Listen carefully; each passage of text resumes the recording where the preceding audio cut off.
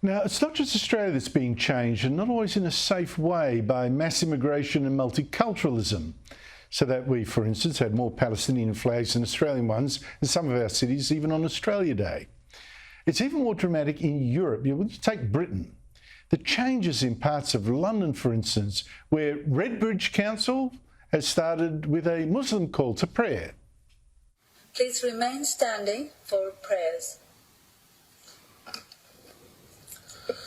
أعوذ بالله من الشيطان الرجيم. Policemen stood by and I seemed to be guarded a Muslim man who was singing the call to prayer on London Bridge.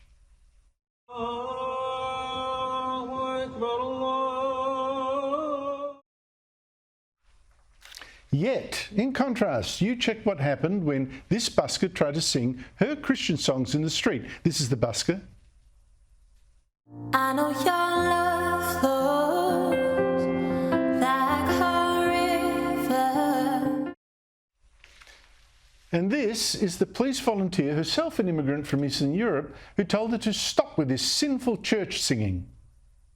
You're not allowed to sing church songs outside of church grounds, by the way. You're not allowed to sing church songs outside of church songs or church you're not allowed grounds. That's fine. That's you're not fine. allowed. She just said you're not allowed to sing church songs outside of church. Our church outside of church grounds, unless you have That's a load of rubbish. authorized by the church to do this kind of song. He's not saying anything anymore. Are you saying that you don't care about the Human Rights Act? You're lost?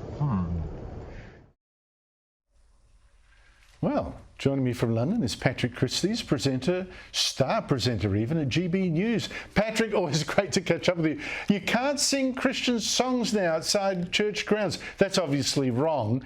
But how is it that this gets said by someone who's a volunteer police officer? Yeah, well, I mean, firstly, I know which songs I'd rather be listening to, Andrew. I don't know about you. But we seem to have forgotten that we are a Christian country. You've got somebody there singing, beautiful Christian song. Meanwhile, other religions are treated as a protected species. We have had video clips of people doing the Islamic call to prayer right outside Downing Street, all the way along Whitehall. That's obviously not a problem. But if you dare to sing a Christian song in this country, then you can get clobbered by the full force of the law. We have a few things going on here, don't we, really? Which is, yes, the slow erosion of our actual culture.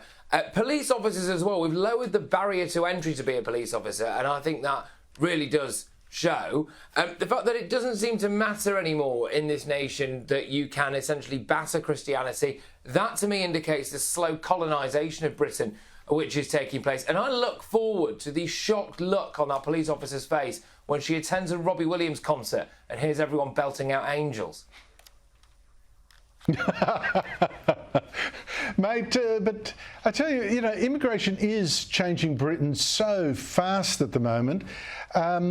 And as you say, immigration, and here too, is for some communities, because of the pace of it, turning into colonisation. The latest government statistics show that immigration in Britain is now much, much more than predicted. So Britain's population is going to reach 70 million, 11 years faster than earlier thought. In fact, at this rate, you're going to add more than 6 million people. That's 10% of the population. In just 15 years, almost all of them from overseas. That is a big change. Yeah, absolutely. It's a rapid and unsustainable change that will have an impact on every single aspect of our way of life. Of the 6.6 million people who are expected to be additionally in Britain by 2036, 6.1 million of those are going to be immigrants. Now, that's an astonishing number of the population. And when you break these numbers down and you see the social housing figures as well, 75% of the Somali community are living in social housing. Around 35% of Ghanaians, for example. In parts of London, 40% of council houses, social housing, is going to immigrants. This is putting pressure on absolutely every single aspect of our public services. And our politicians now have a huge amount to answer for, okay? Because the social contract is completely broken. We have the highest tax burden since World War II. And where is that going, okay? Our social services are on their knees, our public services are on their knees. And when you look at it, our politicians have asked us to take part in a giant immigration Ponzi scheme that is now going pop, We are worse off GDP per capita. Our tax is higher than it's ever been since World War II, and our public services are worse than they've ever been. What on earth are we paying for? They now have no leg to stand on. And the argument about all of this as well, Andrew, is what about the preservation of British culture and our way of life? They seem to care little for that, because when you look at the demographics of where these people are coming from, when people voted for Brexit, they voted for lower immigration, OK? They did not vote for less European, loosely speaking, white Christian immigration and much more immigration from Africa and the subcontinent. That was absolutely never on the ballot paper. No one in their right minds thought that would happen, and yet it has been allowed to happen. And our politicians have a huge amount to answer for here. Well, you're right to say politicians, but also, you know, the elite media class, the political and cultural class generally, because I don't believe the public is happy with this. The same in Australia, you see, we've got pro rata higher immigration than even you. Public don't like it, but the politicians, most of them, and the elite seem too scared to say boo to it.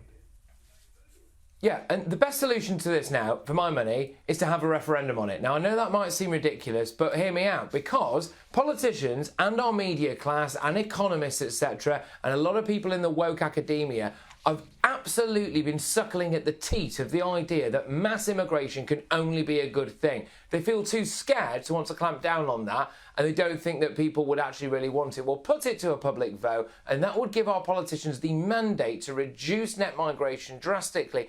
And actually, you know what? If you said to people, well, your GDP is going to take a hit, well, already per capita are worse off, and I think people still would vote for that, because there is more to life than what your national GDP looks like on a spreadsheet. There is much more to that. It is about your way of life, and that currently is being lost. Well, I think that's absolutely correct. I mean, multicultural policies that have been in the English-speaking world presume, listen, come over here, preserve your culture. Where is the culture of the host country being preserved? Where are the policies for that? And increasingly, I'm seeing that being sold out. You've got to make people feel that this is their home and not just a hotel for the passing trade. I mean, that way lies madness and social division. Patrick Christys, always great to talk to you. Thank you so much for your time.